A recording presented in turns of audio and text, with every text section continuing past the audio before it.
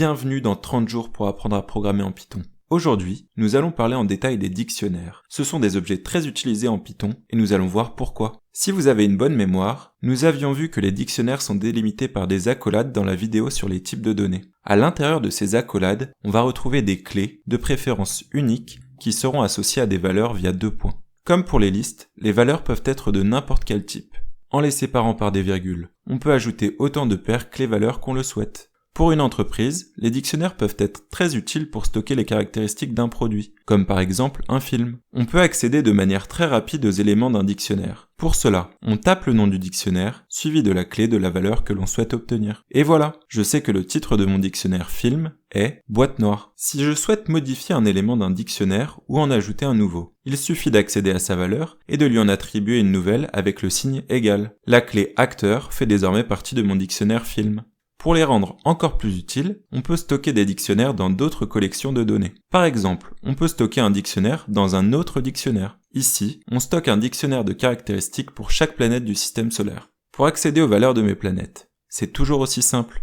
Il suffit de taper le nom de mon dictionnaire, suivi du nom de la planète en tant que clé, suivi de la propriété à laquelle je souhaite accéder. En effet, la Terre est bien la 3e planète la plus proche du Soleil. Si je souhaite ajouter une nouvelle clé, ici, cela correspond à une nouvelle planète. Il suffit alors d'accéder à son emplacement dans le dictionnaire et de lui assigner une nouvelle valeur. Ici, un dictionnaire correspondant à ses propriétés. Dans le terminal, on voit que Pluton est désormais une clé dans notre dictionnaire. Si je souhaite supprimer un élément d'un dictionnaire, j'utilise l'instruction del suivie du nom de mon dictionnaire en précisant la clé entre crochets. Décidément, encore une fois, Pluton n'a pas survécu.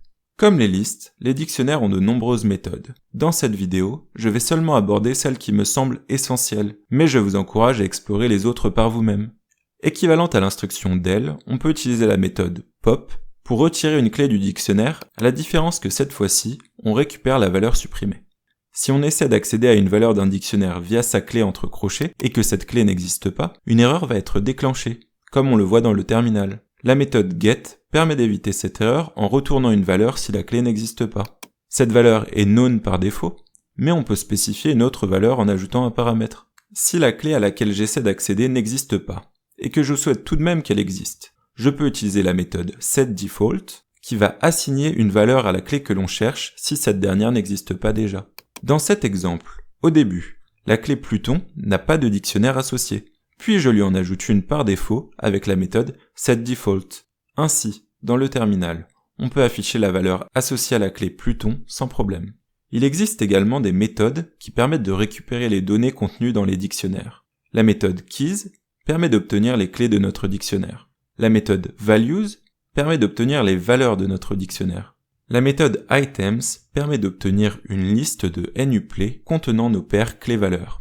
Comme avec les listes, on va pouvoir itérer à travers nos dictionnaires en utilisant ces méthodes. Pour rendre le code plus lisible, je peux remplacer respectivement les mots key et value par les mots planète et caractéristique. Ainsi, je peux afficher toutes les paires clés-valeurs contenues dans le dictionnaire du système solaire. On peut imaginer un cas d'usage où l'on souhaiterait seulement afficher les planètes qui sont au-delà d'une planète sélectionnée. Ici la Terre. On va regarder chaque dictionnaire planète de notre dictionnaire système solaire. Et si la valeur associée à sa clé position est supérieure à celle de la Terre, alors on va l'afficher. Dans le terminal, on voit bien les valeurs associées à Mars, Jupiter, Saturne, Uranus et Neptune qui s'affichent. Et voilà, vous êtes désormais familier avec les dictionnaires Python. Mettez cette vidéo en favori pour y revenir plus tard. Bientôt, on apprendra à ouvrir des fichiers comme des fichiers JSON que l'on pourra stocker directement sous forme de dictionnaire Python. Abonnez-vous pour ne pas rater cela.